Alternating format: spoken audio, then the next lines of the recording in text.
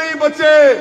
जब सरकार फेल होगी, जब सरकार गायब होगी और जब किसान की आंखों में आंसू थे, हमने सरकार को कहा कि पानी की निकासी करो और किसानों को दो, किसान अगली फसल की बिजाई कर लेगा।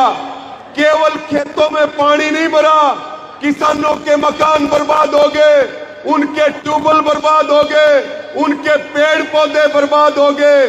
हमने सरकार को गुहार लगाई, लेकिन इस जालिम सरकार ने हमारी बात नहीं सुनी और यही आवाज संत रामपाल जी महाराज के कानों में गई तो हरियाणा के सैकड़ों गांवों में करोड़ों रुपए के पाइप और मोटरें देने का काम किया, किसानों को एक नया जीवन दान देने का काम किया। साथियों,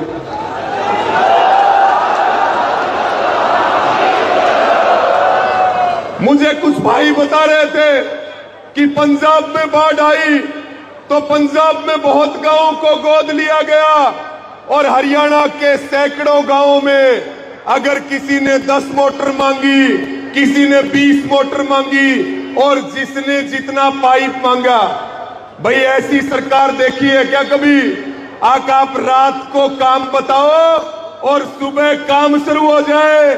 आज हम ये कह सकते हैं ऐसी कोई सरकार है तो संत रामपाल जी महाराज की सरकार है। साथियों,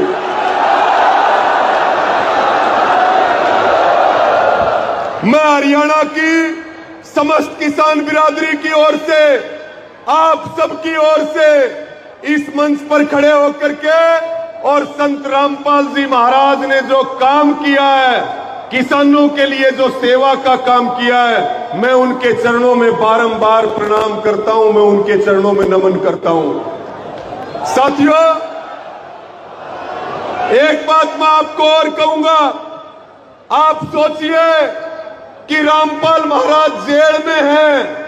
अगर जेल में रह करके इतना काम कर रहे हैं तो जब जेल से बाहर आ जाएंगे तो कितना काम करेंगे, इस बात की कल्पना करके देखिए, सोचना। लेकिन मैं ये बात कहता हूं कि भाई जेल के दरवाजे टूटेंगे और रामपाल महाराज छूटेंगे, इस बात में कोई शक और शंका नहीं है।